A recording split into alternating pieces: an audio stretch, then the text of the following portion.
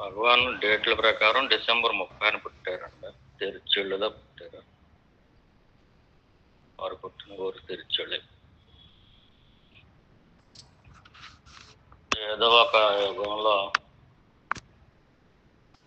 భూమండలం అంతా కూడా మునిగిపోతే శివుడు త్రిశూలంతో ఆ ప్రాంతాన్ని ఎత్తుపట్టుకున్నాడని పురాణాల్లో చెబుతారు. చాలా పూర్వకాలం, చాలా చాలా చాలా పూర్వకాలం కాదు అది తిరుచుళ్ళి. దాన్ని సాంస్క్రిట్లో పురాణాల్లో త్రిశూలపురం అని వర్ణించారు. త్రిశూలంతో ఎత్తుపట్టుకున్నాడు కాబట్టి పరమశివుడు దాన్ని త్రిశూలపురం వర్ణించారు. త్రిశూలపురాన్ని తమిళంలో తిరుచెళ్ళి నామకరణం చేశారు. భగవాన్ పుట్టిన ఊరు కూడా ఏదో ఒక యుగంలో ఆ ప్రళయంలో మునిగిపోకుండా కాపాడబడింది. అంటే ఒక విశేషమైన ప్రాంతం అన్నమాట. దానికి అంత ప్రాముఖ్యత ఉంది. ప్రదేశం కూడా చాలా గొప్పది అన్నమాట. కాశీ అని ఉంది.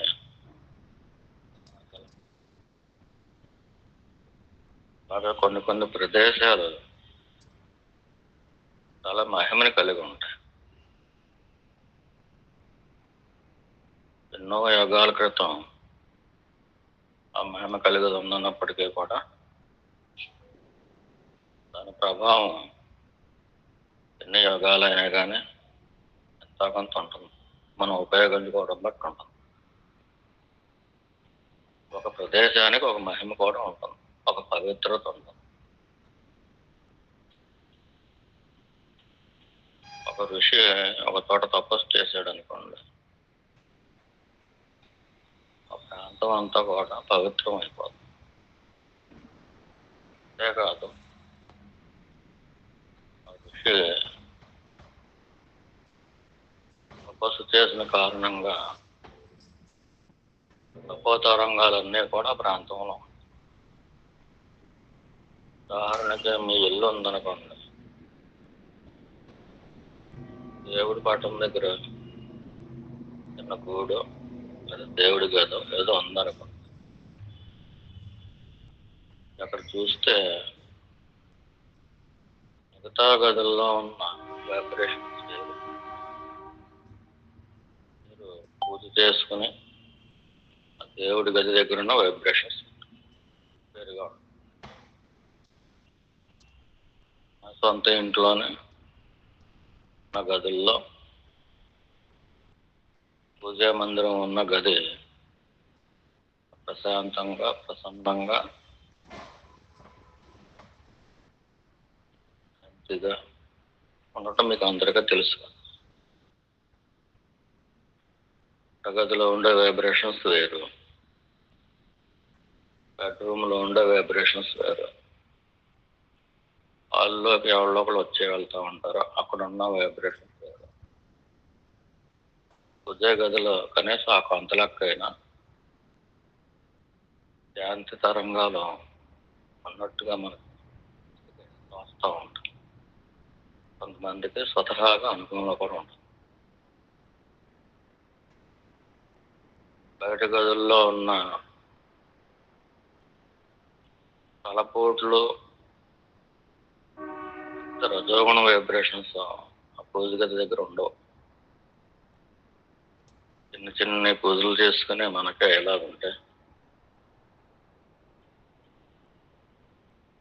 అలా గొప్ప గొప్ప తపస్సులు చేసిన వాళ్ళు, మహర్షులు, వాళ్ళు అడవిలో ఉన్నా కానీ ఆ అడవిలో వాళ్ళు ఎక్కడైతే తపస్సు చేస్తారో ఆ ప్రదేశానికి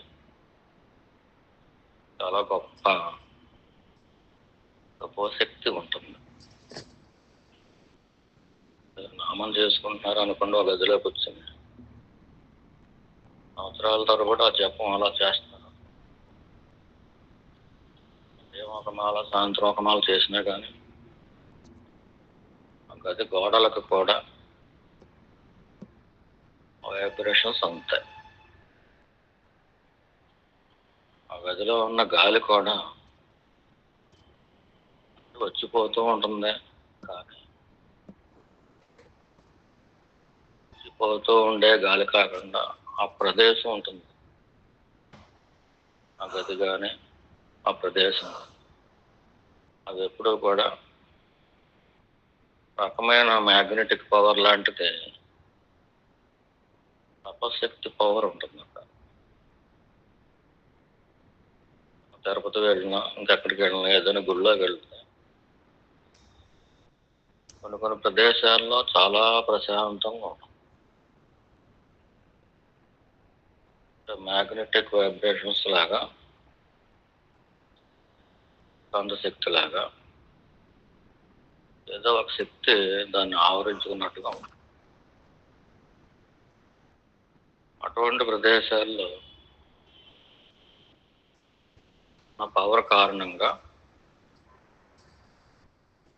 అక్కడ కూర్చొని మనం తపస్సు చేస్తే, జపం చేస్తే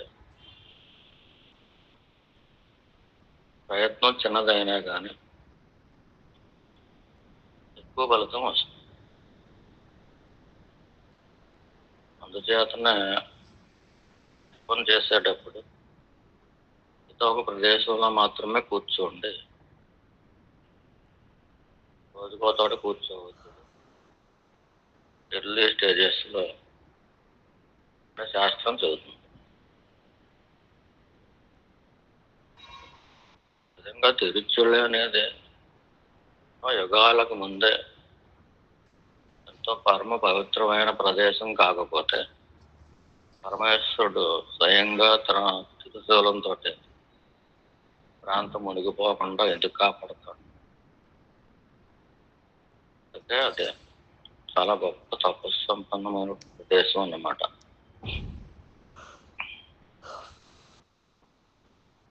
అటువంటి ప్రదేశాల్లో ఒక మహర్షి కానీ సాధకులు కానీ తపస్సులు చేసిన ప్రదేశంలో సాధన చేయకపోయినా మామూలుగా కూర్చున్నా కానీ ఏ తలంపులు రావు, ప్రశాంతంగా. మనసు ఎంత ప్రశాంతంగా తయారైపోయింది అన్న తేడా మనకి స్పష్టంగా తెలుస్తాం. ఒక మహర్షి కానీ జ్ఞాని కానీ వారు మనసును దాటిన వారు కాబట్టి వారు ఎక్కడెక్కడైతే కూర్చుంటారో, ఎక్కడెక్కడైతే సంచరిస్తూ ఉంటారు, ప్రదేశాల్లోనూ కూడా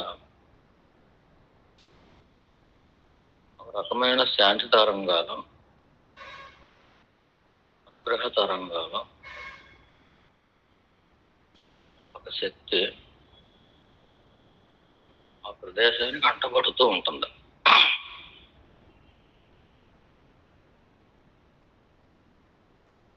నోపరిధిని దాటిన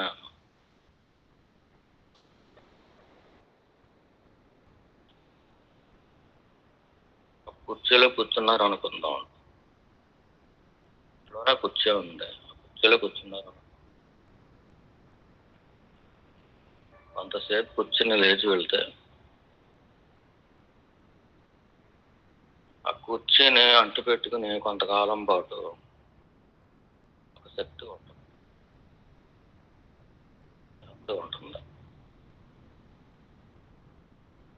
అంటే అలా పడతాయి అంటే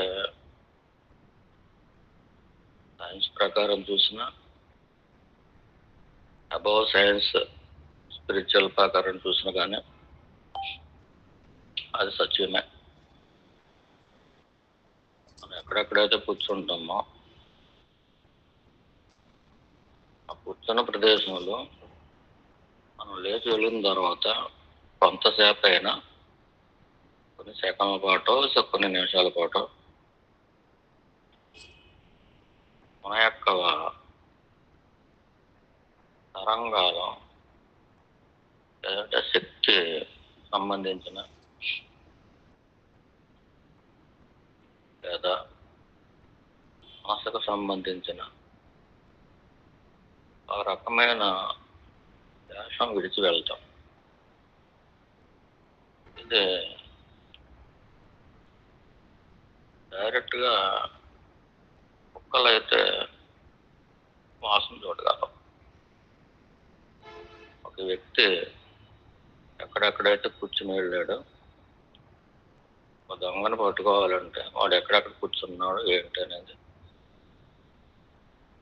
నెల్లాళ్ళు పోయిన తర్వాత అయినా సరే వాసన పెట్టి చెప్పేస్తుంది కుక్క. నెల్లాళ్ళు క్రితం దొంగతనం జరిగితే జాగులామి తీసుకుని వస్తే స్వతహాగానే వాటికి ఒక గ్రహణశక్తి ఉంటుంది. దొంగకు సంబంధించిన ఆ వాసన నెల్లాళ్ళు పోయిన తర్వాత కూడా దానికి దొరుకుతుంది. మనవల ముక్కుకి అంత శక్తి లేదు, జాగులాలు సనకాల ముక్కుకి అంత శక్తి ఉంది. అలా వాసన చూసుకుంటూ అక్కడికి దొంగ ఏ మార్గంలో వెళ్ళాడో అడుగులు కూడా చూసుకుంటూ వెళ్తాం. మనం ఒక చోట ఒక అడుగు వేస్తే ఆ అడుగు ప్రభావం ఆ భూమి మీద ఉంటుంది. కనిపెట్టే శక్తి లేనంత మాత్రాన లేదని అనుకోకూడదు. కనిపెట్టలేకపోతుంది, కానీ కుక్కలు కనిపెడుతున్నాయి కదా. అంటే ఒక మనిషి సంచరించిన ప్రదేశాల్లో ప్రతి ఒక్క మనిషి కూడా ఏదో రకమైన ప్రభావాన్ని అక్కడ వదిలిపెట్టి వెళ్తున్నాడు. కుక్కల వాసన చూడటం ద్వారా ఎలాగైతే దొంగను పట్టేస్తుంది. చెడ్డ వ్యక్తి అయితే రజోగుణం ఉంటుంది. ఈ వ్యక్తి పాపాలు ఎక్కువగా చేసుకునే వ్యక్తి వాళ్ళకి వైబ్రేషన్స్ వేరుగా ఉంటాయి. ఆ ప్రదేశంలో విడిచిపెట్టినటువంటి వాసన వేరుగా ఉంటుంది. అలాగే వాసన రూపంలో తెలుస్తుంది.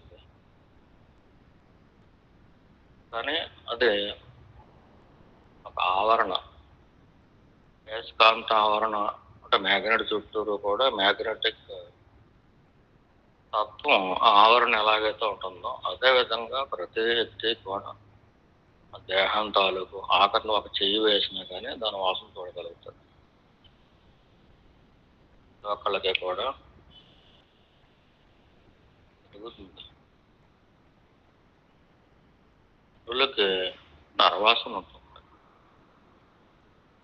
వాళ్ళకి సునక వాసన ఉంటుంది, పిల్లలకి పిల్లల వాసన ఉంటుంది. ఆ నరవాసనలో అయినా వాళ్ళ రజోగుణంలో ఉన్నారా, సత్వగుణంలో ఉన్నారా, తమో గుణంలో ఉన్నారా, ఏ గుణాలు ఎంతెంత పాళ్ళు ఉన్నాయి అనే దాన్ని బట్టి వాళ్ళ మనసు ఏ రకంగా ఏకోచించి ఉంది, ప్రకోపం చెంది ఉంది. సత్వగుణం అయితే సిద్ధించి ఉంది. ఏ రకమైన మనసు ఉందో దానికి తగ్గట్టుగా ఆయా వ్యక్తుల బాడీస్ కూడా తయారై నాకు తెలియదు, కానీ వాళ్ళకి తెలుస్తూ ఉంటుంది. ప్రతి మనిషి కూడా ఏదో రకమైన నరవాసన కలిగి ఉంటాడు, నరుడు కాబట్టి. ఆ నరవాసనలోనే రకరకాల వేరు వాసనలు కలిగి ఉంటారు. అది సువాసన అయి ఉండొచ్చు, వాసన అయి ఉండొచ్చు. ఆ డిగ్రీస్ ఎన్ని ఉంటాయి ఏంటనేది ఆ స్థాయిలో ఉన్న వారికి తెలుస్తూనే ఉంటుంది. ఇది శక్తికి సంబంధించింది. అలాగే కాంతికి సంబంధించి కూడా ఉంటుంది. ఒక్కొక్క వ్యక్తికి ఒక్కొక్క కాంతి ఉంటుంది, శరీరం చుట్టూ వెలుగుతూ ఉంటుంది. బాగా నీచులు అనుకోండి, వాళ్ళ చుట్టూ నల్లగా ఉంటుంది. సాత్వికత ఎక్కువగా ఉందనుకోండి, వాళ్ళ చుట్టూరు తెల్లగా ఉంది.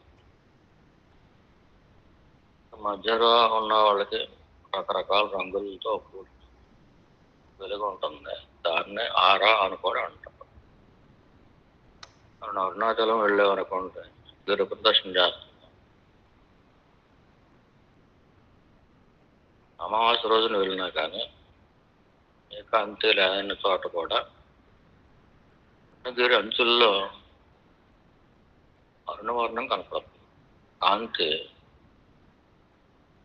పూర్తిగా ఎరుపు కాదు, తెలుపు కాదు, అరుణము అంటారు. దానికి ప్రత్యేక అరుణవర్ణం అచలం కాబట్టి జ్ఞానానికి ప్రత్యేకమైన వర్ణం అరుణాచలం ఆ శిఖరంలో అంచుల్లో, అంటే గిరికి ఆకాశానికి మధ్య ఎక్కడైతే కలుస్తుందో ఆ అంచుల్లో మనకి చాలా మందికి మాత్రం కొంచెం సాధన ఉన్నా కానీ, ఒకవేళ కొత్తగా వెళ్ళారనుకోండి, ఏ సాధన లేదనుకోండి, వారు పవిత్రులు అనుకోండి, వాళ్ళకు కూడా కనిపిస్తుంది. అంటే పూర్వజన్మల్లో వారు సాధన చేస్తూ ఉంటారు. అరుణాచలం చుట్టూరు తేజవంతమైన అరుణవర్ణం ఎలాగైతే కాంతులేనితో ఉంటుందో,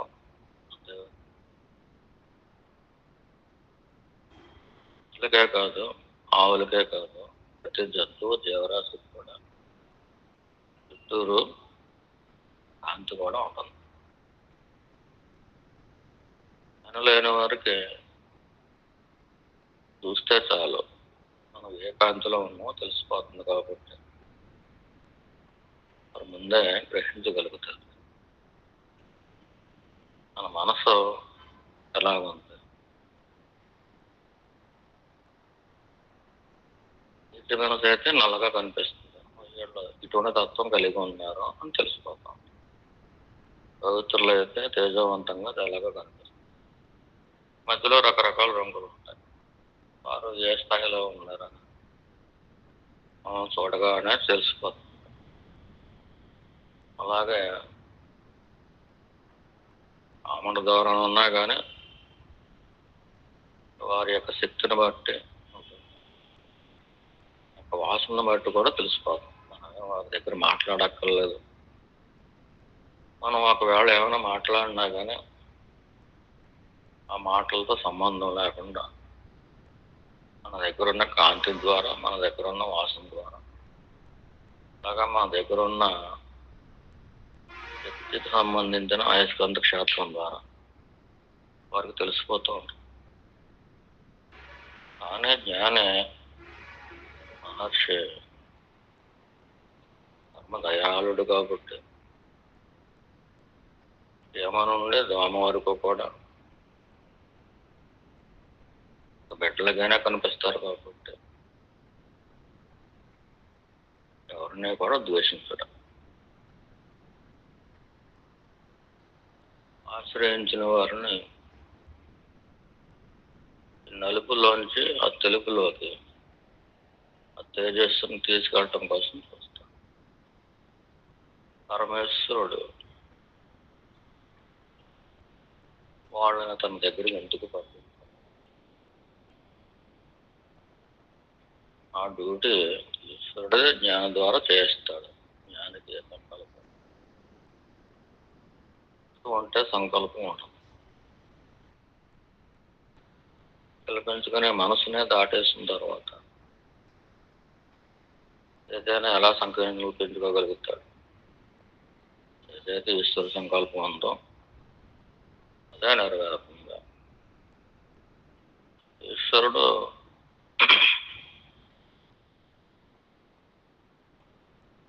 తనకు జ్ఞానాన్ని ఇచ్చినందుకు ఇప్పుడు సదా కృతజ్ఞుడిగా ఉంటాడు. నా దగ్గర ఉన్న జ్ఞాన జ్యోతిని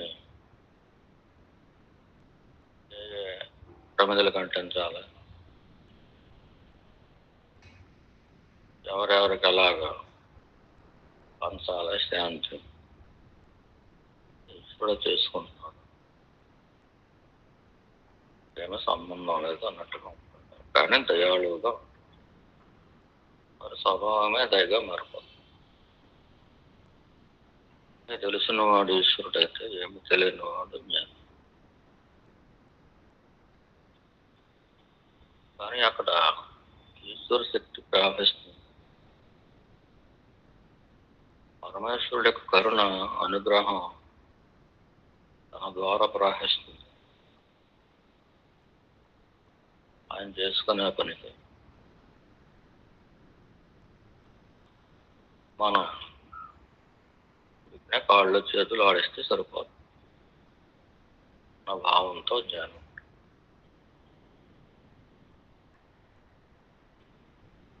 ఈరోజు సుభద్రమ్మ గారు చాలా బాగా చెప్తారు. మేము రాము, ఈ వాళ్ళు విన్నాం, తప్పగా చూస్తారు. ముగ్గురు కూడా అస్సు గారు కానీ సుభద్రమ్మ గారు స్వతంత్రంగా నియమించిన వాళ్ళం కాదు. ఈశ్వర శక్తి అలా నియమించుకోండి. నాకేమాత్రం సంబంధం లేదు. సద్గోష్ఠి ద్వారా వాగ్ధరిస్తారు, శ్రవణం ద్వారా శ్రవణం చేసేవారు ధరిస్తారు. శ్రవణం కూడా తక్కువది కాదు, అది చాలా గొప్పది. పెద్దగా శ్రవణం చేస్తే ఒకరోజు ఒక సద్గోష్ఠిలో చెప్పిన వారి కంటే కూడా వినేవారికి ఎక్కువ ఫలితం కూడా వచ్చేస్తుంది. ఎలా సాధ్యం అంటే అక్కడున్న శరణాగతిని బట్టి, శ్రద్ధను బట్టి వస్తుంది. శ్రద్ధావాన్ లభతే జ్ఞానం. శ్రద్ధ పరమేశ్వరుడైన వాసుదేవ స్వామి వారు చెప్తారు. ఆయన మాట అబద్ధాలు అవ్వదు. ఏదో ఒక రోజు టీచింగ్ చెప్పేవాళ్ళు శ్రద్ధగా లేరనుకోండి, కానీ వారి ద్వారా, వారి నోటి ద్వారా పరమేశ్వరుడే ఒక మంచి మాట పలికించాడు అనుకోండి, చాలా శ్రద్ధగా విని దాన్ని మనం ఆచరణలో పెట్టుకోవాలి. ఇలా విన్న మాటని ఎంజాయ్ చేయాలి. 2 to 3 మన సద్గోష్ఠి అయిపోయింది, ఇంకా లోకంలో వెళ్ళిపోదాం అనుకోకుండా చాలా బాగుంది, చాలా బాగుంది అని ముందుగా దాన్ని ఎంజాయ్. మా గురుదేవులు చెప్పారు, వాటిని బాగా ఎంజాయ్ చేస్తే ఏ వాసనల నుంచి అయితే మనం బయటపడాలనుకుంటున్నామో ఆ వాసనకి ఒక మంత్రించిన అస్త్రంతో కొట్టినట్టు అవుతుంది. ఎంజాయ్ చేయటంతో ఈ మాటను మనం ఎంజాయ్ చేస్తూ ఉంటే సద్గోష్ఠిలో ఈ మాటను ఎంజాయ్ చేస్తూ ఉంటే ఎంజాయ్మెంట్ ఎటుండదంటే అస్త్రాన్ని మంత్రించి వదిలిపెట్టడంతో సమానం. మనసుకి ఒక వాసన ఎంత గెంటుదాం ఉన్నా కానీ పోదాం. అప్పుడు వాసన రావాల్సిన టైంలోకి సపోజ్ మీకు 2 to 3 సద్గోష్ఠి అయిపోతుంది. ఏ 3:20కో ఏదో ఒక వాసన బలీయంగా మెదళ్ళలోకి మీ మనసు ద్వారా రావాలి అని రాసిపెట్టుంది అనుకో. కరెక్ట్గా అదే టైంకి ఈ మాటని ఎంజాయ్ చేస్తారనుకోండి. ఇంట్లో యజ్ఞం జరుగుతూ ఉంటే ఆ చుట్టుపక్కల బయట నుంచి దెయ్యాలు ఎలా వస్తాయో లోపలికి రాలేవు కదా. అలాగే ఈశ్వర సంకల్పంలో, మీ ప్రారంభంలో 3:20కి వాసనకు సంబంధించిన చెడు తలంపు రావాల్సి ఉన్నప్పటికీ ఆల్రెడీ మంచి మాటను మీరు ఎంజాయ్ చేస్తారు. మీ మనసు ఇటు ఉంది, ఈ ఎంజాయ్మెంట్లో ఉంది. మనసు ఖాళీ లేదు. ఖాళీ ఉంటే పట్టుకుంటుంది, కానీ ప్రారంభంలో ఉన్నదైనా లేకపోతే అలా బయట వచ్చి కూర్చుంటుంది. రోజు ఒక్కొక్కకి బిస్కెట్లు వేయటం అలవాటు చేశారనుకోండి, ఇప్పుడు 20 వస్తుంది అదే. మీరు బిస్కెట్ వేయలేదు, లోపల ఏదో మంచి ఇంపార్టెంట్ పనిలో ఉన్నారు, కుక్క మరుగుతుంది. కానీ కుక్క మరుగుడు మీకు వినపడకుండా లోపల యజ్ఞంలో ఈ మాటని ఎంజాయ్ చేస్తున్నారు. ఎంత బాగుంది. పదే పదే పదే మనకి ఇష్టమైన వ్యక్తి ఎవరైనా ఉంటే వాళ్ళ తలంపుల్లోకి తెచ్చుకొని ఎంజాయ్ చేస్తూ ఉంటాము. ఇష్టమైన స్వీట్ని ఎలాగైతే ఎంజాయ్ చేస్తూ ఉంటామో అలాగే ఇష్టమైన వాటిని ఎంజాయ్ చేస్తూ ఉంటే బయట కుక్క మురుగుడు అది మరుగేసి వెళ్ళిపోతుంది, కానీ అది వచ్చి వెళ్ళిపోతుంది. అతని లోపల యజ్ఞంలో ఉన్నారు. అలా కొంతకాలం జరిగిందనుకోండి, ఆ వాసన వచ్చి తలుపు కొట్టినట్టు కూడా మీకు తెలియదు. ఆ విధంగా వాసన శక్తి సన్నగిల్లిపోతుంది. అయితే తరచుగా ఆకారాన్ని పక్కన పెట్టి సాధకులు ఆట ఎంత బాగుందో కదా అని సబ్జెక్ట్ ఎంజాయ్ చేయటం, ఇది ఎంజాయ్ చేయటం ఒంటరిగా కుదరకపోతే జతలు వేసుకోవచ్చు. సాధన కోసం జత మంచిది. ఆ మాటని ఇంకా ఇంకా ఎంజాయ్ చేసుకోవడం కోసం మనకు బలం సరిపోవట్లేదు.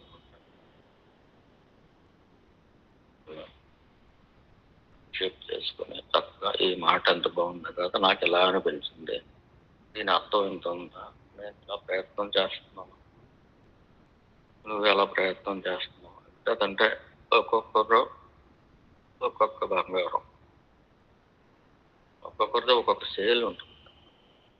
ఏ ఇద్దరు వేల మధ్యలో ఒకటి కాదు కాదు. అలాగే ఏ ఇద్దరు సాధనలో ఒకే రకంగా ఉండకపోవచ్చు. ఒకరి సాధనలో ఒక మంచి ఉండొచ్చు, ఇంకొకరు అదే వేరొక సాధనలో వేరొక రకంగా అర్థం చేసుకుని ఇంకా బాగా మంచిగా సాధన చేస్తూ ఉండొచ్చు. మధ్య సరస్వతి అన్నట్టు హృదయంలో నలుగురు శైలి, నలుగురు సాధకుల యొక్క శైలి నాకు తెలిస్తే మంచిదే కదా. ప్రాణాన్ని కాల్చుకోవటం అనేది డైరెక్ట్గా చేయలేము.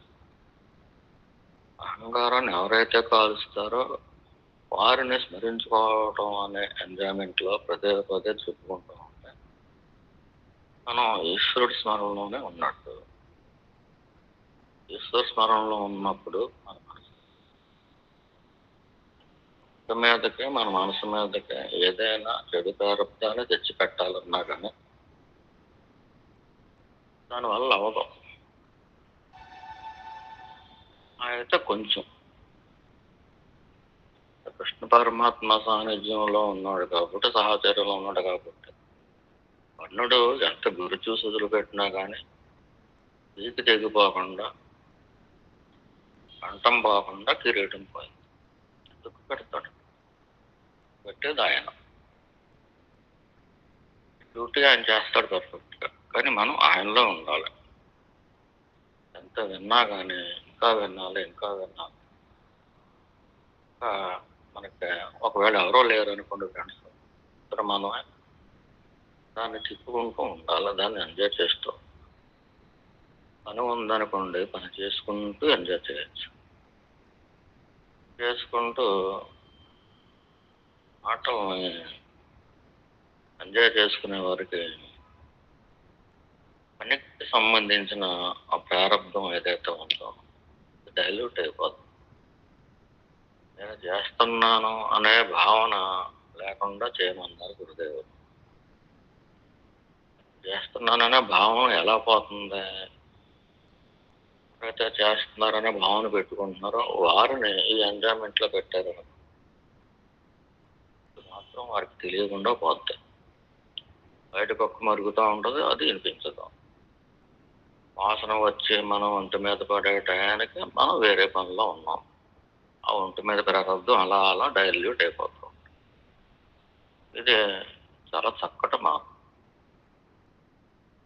ఒక మంచి మాట ఎవరు చెప్పినా కానీ, ఎవరి నోటి నుండి వచ్చినా కానీ ఇది పరమేశ్వర సంకల్పంలో ఉన్నది వచ్చింది కాబట్టి పరమేశ్వరుని నోట్లోంచి వచ్చినట్టే. దాన్ని ఎంజాయ్ చేయటం అనేది ముఖ్యం.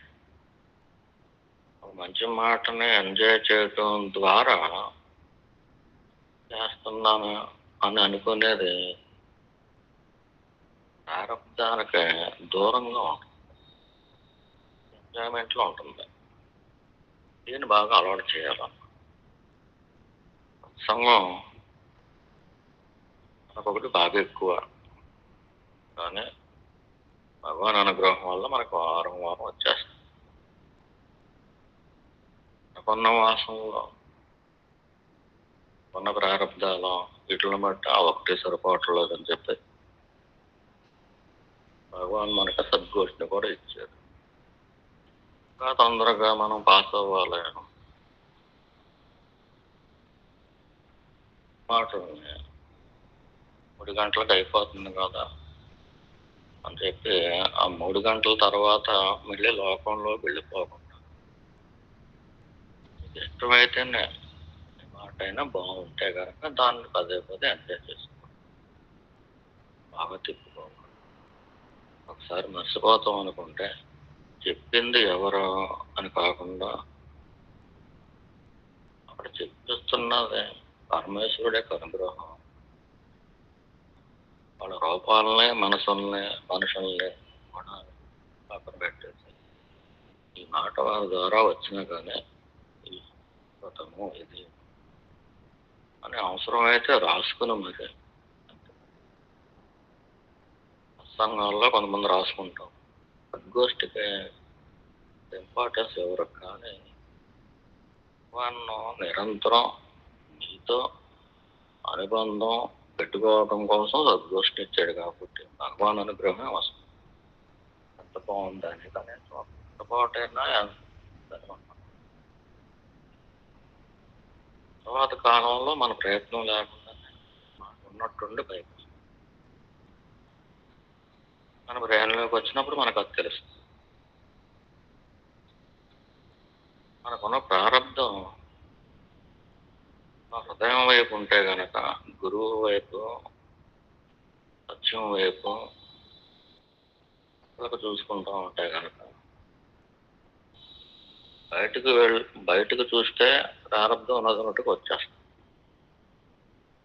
లోపలికి చూడటం వల్ల ఏమవుతుంది, ప్రారంధం వచ్చి ఆగుద్ది.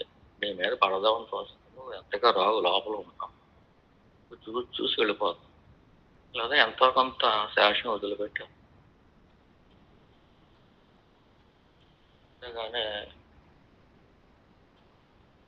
దేహబుద్ధి ఉన్నంత కాలం కూడా మనకు ప్రారంధం తప్పదు. కానీ అటు ఎందుకు వస్తుంది, ముఖ్యమైన ప్రదేశాల్లో సపోజ్ భగవాన్ సన్నిధిలో తన చేస్తే కొండంత వస్తుంది అని అన్నారు కదా, కరెక్టే కదా, కరెక్టే. అలాగే మంచి పని అలాగో చెడ్డ పని కూడా భగవాన్ సన్నిధిలోకి వెళ్ళి మనం ఏదో చెడు తలంపుని ఆహ్వానించామనుకోండి, దానికి కూడా గౌరవంతో కొండంత వచ్చేస్తుంది.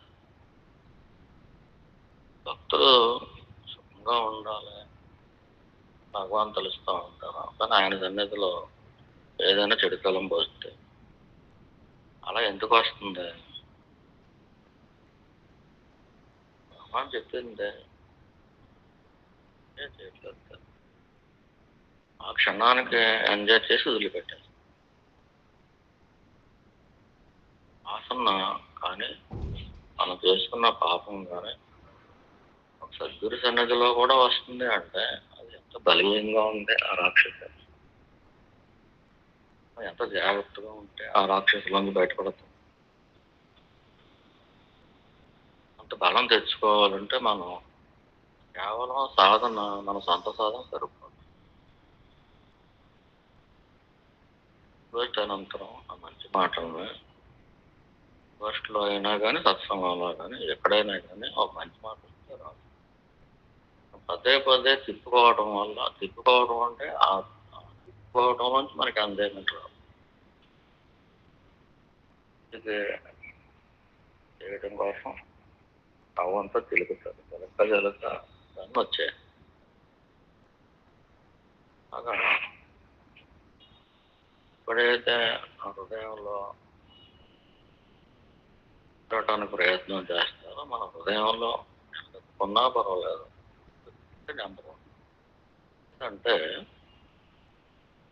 హృదయంలో ఉండే పని మంచి కోసం వారు చెప్పిన ఒక మాట చెప్పుకున్నా కానీ ఒక మంత్రించిన అష్టం లాంటిది. మన ప్రారంభాలని కాల్చి పడేస్తాం, అట్లా చేసేస్తాం. దాని పవర్ ఎంత పెరిగితే అంత ప్రారంభం ఇంక ఒంటి మీదకి రావాలంటే భయపడుతుంది. ఏ స్థాయికి వెళ్ళిపోతారంటే ఒక ఆమడ దూరంలో నిలబడి ప్రారంభం అది ఒక పావుగంట తర్వాత రాబోతుంది అనుకోండి. అయ్యా నేను మీ ఒంటి మీదకి రావాల్సి ఉంది, రమ్మంటారా వద్దంటారా అడిగే స్థాయికి వచ్చేస్తాను.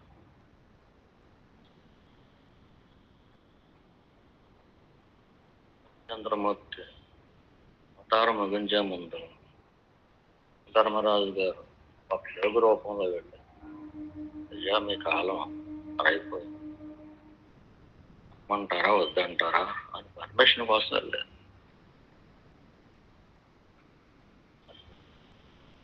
లోపల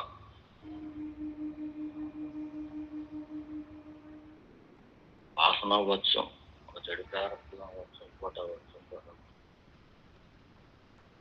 ఆ ప్రదేశానికి కూడా అంత పవర్ ఉంది. మహర్షి నివసించిన ప్రదేశం కాదు, మహర్షి తపస్సు చేసిన ప్రదేశం కానీ మహర్షత్వం వచ్చేసిన తర్వాత ఆత్మజ్ఞాన సంపన్నుడు అయిన తర్వాత కూర్చుని నిలబడే ఏ ప్రదేశాల్లో ఉన్నాడు. అక్కడ పూరి గుడిస్తూ ఉంటే ఇది కూడా మహాపవిత్రమైపోతుంది.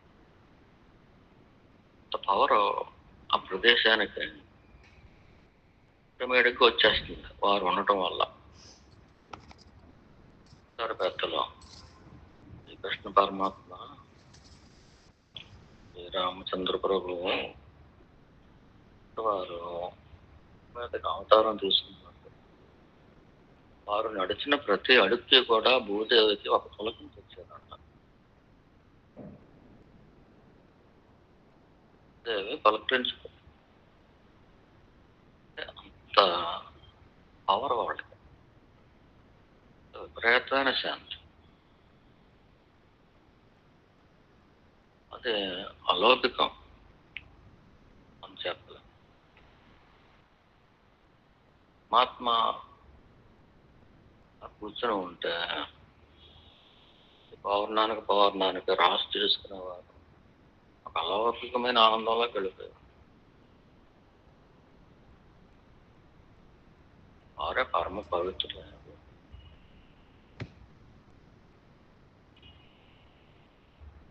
సాధకులను వారు ఒక స్థాయిలోకి వచ్చేసి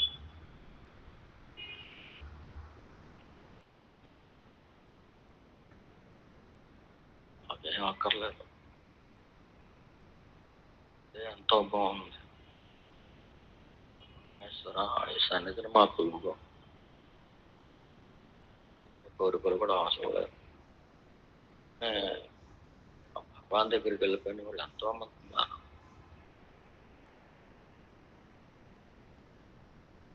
నాన్నగారిని కూడా ఆశ్రయించుకున్న వాళ్ళు ఎంతో ఉన్నారు. సాధన కోసం పురుష ప్రయత్నం సత్ప్రయత్నం అని భగవాన్ చెప్పారు.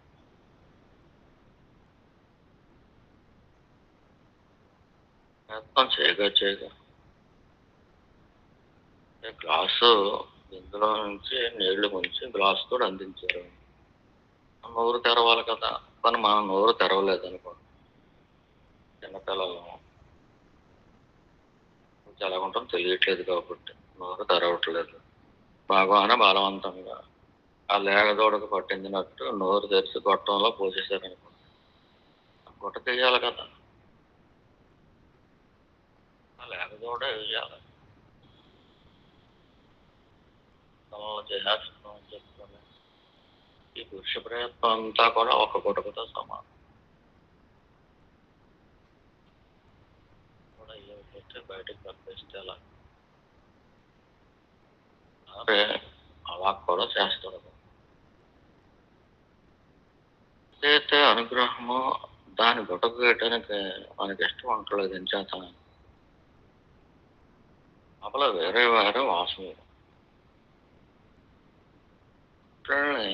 దెబ్బ పట్టాలి అంటే నెమ్మది నెమ్మదిగా కొంచెం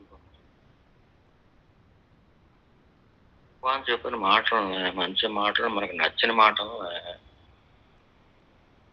తిప్పుకుంటూ ఎంజాయ్ చేయటం అభిమంత్రించిన అస్త్రంతో సమానంగా మనం తయారు చేసుకోవాలి. దానికి పవర్ రావాలి. గంటలకే మరి మేము ఎక్కువసేపు చెప్పేస్తాం అనుకుంటాం.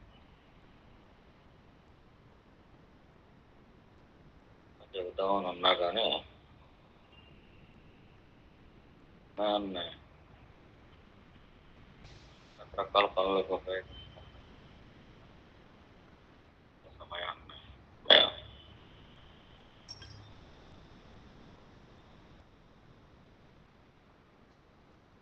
పవిత్రులైన ఇలా పదాల వరకు నమస్కారాలు స్పందించండి సరిపోతుంది.